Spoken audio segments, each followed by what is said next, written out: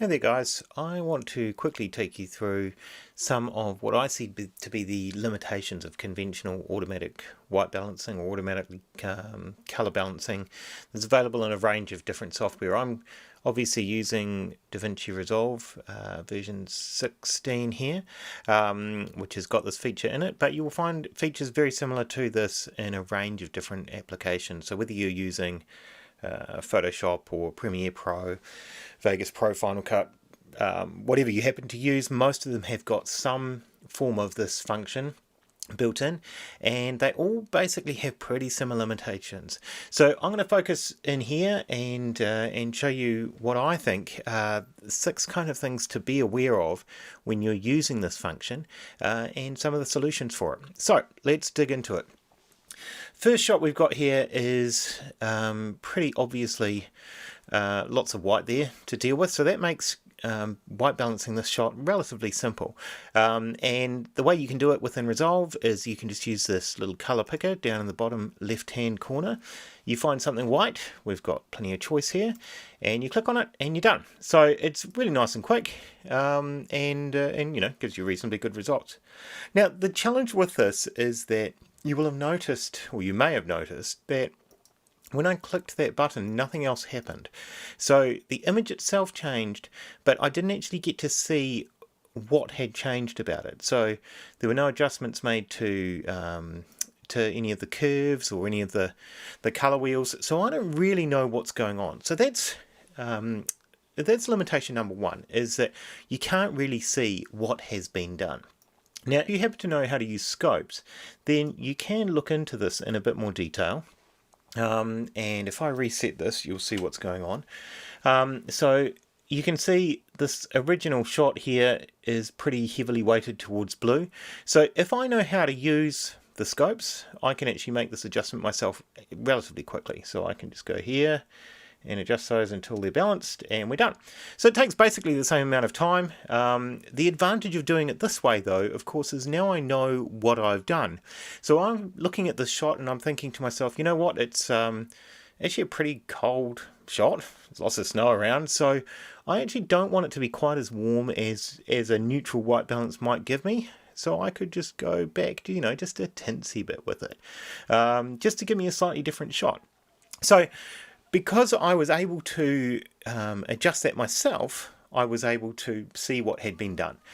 So that's one important limitation of using the auto white balancer, is that you can't really see what's being done. All right, number 2, if I take this shot and we will reset it, and I'll do that same auto white balance trick again. So I'm just going to pick some white. Now I've looked at the shot and I thought to myself, you know what? I'm going to just play with this a little bit. I'm just going to darken it up and brighten it up, give it a bit more contrast. Okay, and then I'm going to add another node on top of it, and now I want to sort of, I don't know, push it in some color direction, give it a bit of character. Now, once I've done this, if I'm looking at the shot and going, you know what, I don't think I really got the white balance right to begin with, this is a bit of a challenge for me, because I did all of my corrections here on this base layer, and now I can't get back to what I changed in the white balance. If I go back to the original base layer here, I can see the adjustments that I made to the exposure. So I can go, oh, you know, I overdid the lift adjustment, so I can just undo that.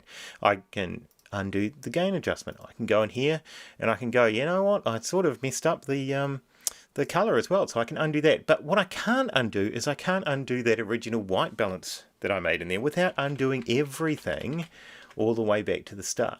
Now that's partially a workflow problem rather than a tool problem, because of course you can put the white balance on a node of its own, and then I can go onto the next node and I can do other adjustments. But that is something you do need to consider, because it's not reversible in any way. It's not something that you can just undo in the same way that you can undo some of these other changes. Alright, so that's number 2. You can't undo once other corrections have been made on top of it. Alright, let's move on to another clip and see if I can show you the next concern that I have about this. Alright, so taking the shot here, and you can see it's a whole lot of young people dancing in the street being super cool. That's great. Okay, we've got a nice white t-shirt on there, so that should be pretty easy to white balance from. I'll just click and grab, right? So that was the before and the after. You can see it's warmed up the shot a little bit, made it look a little bit nicer, slightly nicer skin tones and things. Okay, so that worked pretty well. Now, the issue with this is that it highlights another problem, which is the tool itself is a bit of a mystery. So let me show you what I mean. If I just reset that, Control and Home to reset the grade, all right, and we go to our scopes. And there's a scope in here called the vector scope, and the vector scope will give me an indication of what colors are in the shot if you don't use it. So I can then grab one of these power windows and I can just highlight a bit of her shirt here, roughly where I clicked. I'm going to go Shift and H to just highlight that section of it. And what you can see about this is that that little section of her shirt that I picked, you see it's not just in one area. It actually verges out from pure white right the way out into the sort of blue and cyan area. So what that tells me is that within that little area of the shirt, which all looks pretty white, I've actually got a range of colours ranging from white through into white with a little bit more blue, a bit more cyan in it. So the reason why that's a problem is that because I don't know exactly how this tool works, I don't know how big an area is being selected when I do this. So if I click here or I click further over here or somewhere else, you can see I've got some numbers, some different values there for the actual pixel that I'm directly under, but I don't know how many pixels it samples. I don't know if it qualifies as sort of a whole average area. I just don't know how big the selection is. So because of that, I don't actually have full control over it. And obviously if I click in one place where there is slightly more blue in the white or slightly more red in the white, am I going to get a different result if I click in another place where there is slightly less blue? So that's something to consider. We may not get exactly the precise white balance that you're going for, depending on how that works. All right, let me show you another thing about it. If I take this shot, and this is reset again, and I do something like, I push it in a particular direction, and then I go, you know what, I've bungled that. I want to fix it, and I try and use the white balance tool on there. I'm going to get kind of unpredictable results. And that's largely down to the fact that the tool is designed to work at the start of your correction. So it's designed to be a corrective tool, which means that you might do some exposure adjustments, but then you're going to do the white balance, and then you're going to do your other color adjustments. Now, this again is kind of a workflow thing, but it is something to consider because you can't use the white balance tool to correct other changes that you have made to the image. All right, moving right along. Okay, so this next shot we've got here, woman walking down the street, she will just stop around there, so we've got a little bit to work with. Now, the issue with this shot is that we're not absolutely certain that there is a white or a neutral color in this shot. So, ordinarily, you would find something with white or something you knew to be neutral and you would select it and that would give you a result. But I want to show you the risk with looking at a shot like this and trying to use this tool. So let's just start off with, there's some posters or something up here. Let's just click one of those. Okay, and this is the result we've got. Now if I just go over to my gallery and I take a shot of that, Control Alt and G, and now we'll reset it, and I'm going to try somewhere else in the image, okay, somewhere else that we think might be neutral. So perhaps this shadowy area here in the background in the shade. Okay, all right, and we've got that white balance. Let's reset it again. Let's try one more. Let's try her black top. That should be reasonably neutral. Okay, that's the result we get. And let's just try one more time. So far we have done the white paper up here, we've done the shade, we've done her top, so let's do this back wall here. All right, and grab that. Now what you should be able to see pretty clearly is that we have got from the same image, from 4 what we might consider neutral parts of the image, 4 different looking white balances, okay? Now they're not too dramatically different, but you can see that, some are a little bit more magenta, some are a little bit more towards green or blue, some are a bit warmer than others.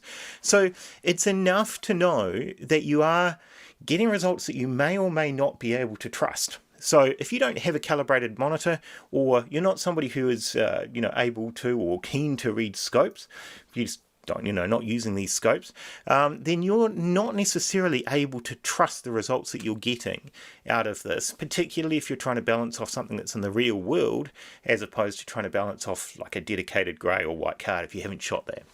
All right, so that is the next consideration. Now the final thing, so just as a recap, we've got you can't see what it did, okay?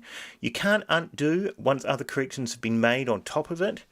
The tool itself is a mystery. We don't really know how big the selection is or how it's actually going about balancing the white balance. If you've made a change and then you want a white balance, you're going to get unpredictable results.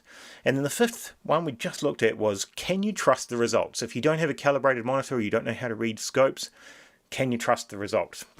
All right, the final thing, number 6, is that if you've got an image like this, where there are no neutral colors and no whites in the shot, how do you actually go about white balancing that? This tool is not that useful for a shot like this. Now, we could possibly balance it off her teeth. I don't know. How good's her dental work? Well, I mean, I'm not sure whether or not that shot is going to cut it, but that might be one option potentially, or her eyeballs perhaps, but we're not absolutely confident that those are pure neutral colors, of course. So if you wanted to white balance a shot like this, you really have to look at things like skin tones. So this brings me on to a couple of tools that I have developed, which hopefully could be useful for you. So the first one I want to show you is, while we're on this shot, one called Super Skin Tones. So if we've got a shot like this where we've got skin tones in it, this shot is ideal for it. So Tim Tools Super Skin, we're just going to drag that on there. That's available at the link below. Now the way this works is all you need to do is you go back to the original node. I will just, turn that off so we can see both nodes together. Go back to the original node, and we're just trying to make her as green as possible. So we want her to look like the Hulk. We turn it off and we're done. So we have gone from that to this. Now it's a pretty subtle change, but it's significant enough so that it actually makes quite a big difference to the quality of the image and obviously how real it looks. And in case you're wondering, if you did want to use the scopes, all right, we went from here, slightly veering towards yellow, to there, all right? Bang along the skin line, which is obviously, if you do use the scopes, you'll be aware of this. This line here gives you a pretty good indicator of where the skins, where skin tones are supposed to be. And that's quite a useful tool, but not everybody likes to use scopes, and you can see how quick and easy this tool is. You simply turn it on, move your hue or your other color wheels around until she looks as green as possible. You can obviously qualify out just her skin, mask out just her skin if you choose to do that, but you don't need to, particularly in a shot like this where we're only going to be moving it a little bit. It's just obviously the adjustment I made was going to affect the entire image. All right, so that's one option. Now I want to show you a couple of other options as well. So let's go back to some of these other shots. All right, here we are back with the woman walking down the street. Okay, and I want to show you another tool that I've got called the Ultra Balancer. Now I could of course use super skin tones on this shot, but Ultra Balancer, actually if I just reset that, Ultra Balancer will give me a pretty good result as well. So the way Ultra Balancer works is essentially it's set up the same way. So you've got your base node here, and we've got the Ultra Balancer sitting on the next node in the chain, or on an adjustment layer or an FX, depending on what tool or application you're using. Okay, you go back to your original image, and we're just going to adjust the original image until what we think should be white in the shot, or grey, or neutral coloured, goes back to that colour. And the colours themselves will give you an indicator of where you need to go. So if we were trying to get this poster to be our white point in the image, we need to move it towards orange, a little bit of green. All right, so we're just going to grab that and we're going to go head out towards orange. Okay, we need to go a bit towards magenta now. All right, a bit to blue. All right, so you can see we just adjust this until we've got it basically white. Turn that off, okay, and then we've got our color corrected shot. So that was the before and the after, and you can see his skin tones dramatically improve just on the basis of that little adjustment. Now of course in the shot like this we've got choices as to what we want to adjust. So if we didn't want to adjust it to this poster, if we decided that actually the wall on the back there was probably a better option for us, we can go that way instead. All right, so we're going to do the same thing. We're just going to adjust it until that back wall is grey. turn it off. I can even delete this if I choose to. I don't need that tool anymore. Okay, that was the before and the after. Okay, so pretty similar results, much nicer skin tones again. So this is a tool that gives you a lot more flexibility than the conventional, you know, one-click white balance, because you can see what I have done. I can go to here and I can see, right, I made a little adjustment here to the gain. I went a little bit towards the sort of orangey red color, and that's what got me to, you know, the correct white balance. Let me show you this tool again on a couple of other shots. All right, so here's this other shot. I'm going to reset that. So we're back here. I want to show you how quick this is. I've turned on the node, ultra balancer drops on there. All right, we want a white t-shirt. So I'll just grab that, okay, and turn that one off, and we're done. So before and after.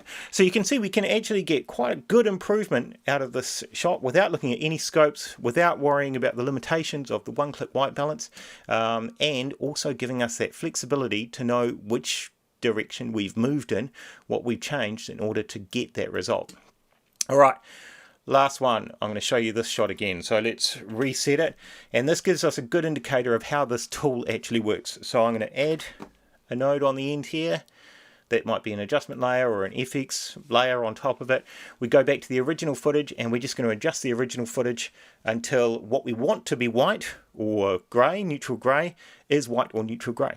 So again, I'll just go to here and I'm just going to go, you can see it's telling me go towards yellow. So I'll head towards yellow. Okay, it's saying go magenta. All right, magenta, a little bit blue. I've gone a bit too far there. So I'll go, all right, and then we get to white. We turn it off and we're done. So before and after, before and after. And in case you're wondering, let's just grab that snow in there. Good patch of snow. I'm going to highlight that and we'll turn on our vector scope, and you can see smack bang right in the center of the vector scope. So it gives you really good results without actually having to know how to read the scopes. The scopes can help you to confirm that you've got a good result out of it, but they are not required, which is a beautiful thing. So that is TimTools Ultra Balancer and TimTools Super Skin. Basically two tools that are going to help you get more accurate balancing, color balancing and white balancing out of your footage quickly and easily without having to suffer through any limitations of the conventional one-click type white balance, or have to worry about anything like scopes or curves or qualifiers, any of those sort of complicated things that can all be done directly on top of the footage quickly and easily. So check them out at the link below. Thanks.